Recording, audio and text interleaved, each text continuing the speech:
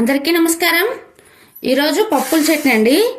పప్పుల చట్నీకి కావాల్సిన పదార్థాలు: శనక్కాయ పప్పులు, మామూలు పప్పులు, ఉప్పు, మిరపకాయలు, పచ్చి కొబ్బరి, కరివేపాకు, కొత్తిమీర, తెల్లవాయలండి, తాలింపు గింజలు.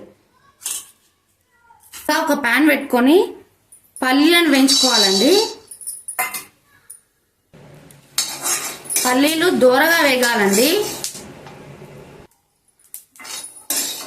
పల్లీలు బాగా వేగితేనే చట్నీ టేస్టీగా ఉంటుందండి. పల్లీలు బాగా వేగినాయి.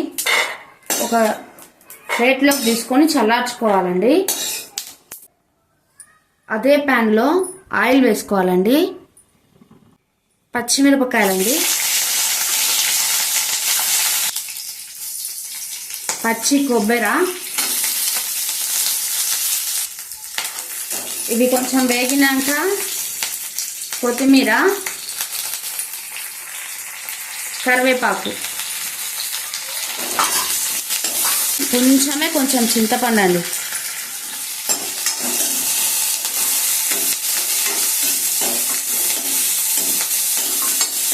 పచ్చిమిరపకాయలు ఈ విధంగా ఎగితే చాలండి. మరీ ఎక్కువ వేగాల్సిన అవసరం లేదు. ఇవన్నీ కొంచెం చల్లార తీసుకొని మిక్సీకి వేసుకోవాలండి.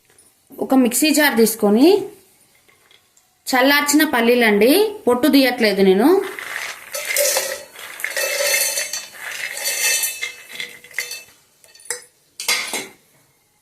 కొన్ని ఒక స్పూన్ పప్పులండి,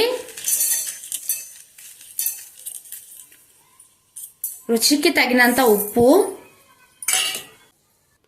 చల్లారి తీసిన పచ్చిమిరపకాయలు, కొబ్బరి, కొత్తిమీర, కరివేపాకు మిక్సీలోకి వేసుకోవాలి. ఒక 4 తెల్లవాయలండి. తెల్లవాయలు వేయడం ద్వారా రుచి బాగుంటుంది, ఆరోగ్యానికి కూడా మంచిది. నీళ్ళు వేసుకొని మిక్సీకి వేసుకోవాలండి.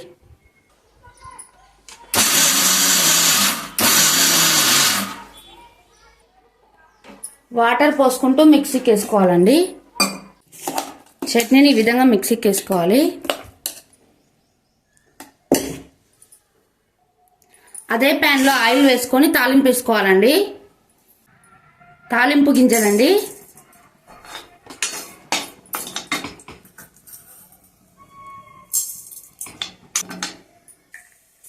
రెండు వట్టిమిరపకాయలు,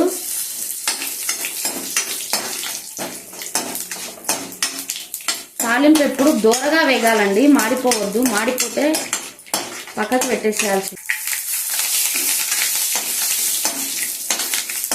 కరివేపాకు వేసుకొని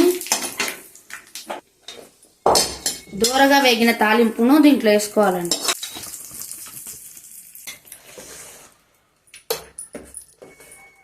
ఎంతో రుచికరమైన పప్పుల చట్నీ రెడీ. లైక్ చేయండి, షేర్ చేయండి, సబ్స్క్రైబ్ చేయడం మర్చిపోవద్దు. Thank you for watching. Bye.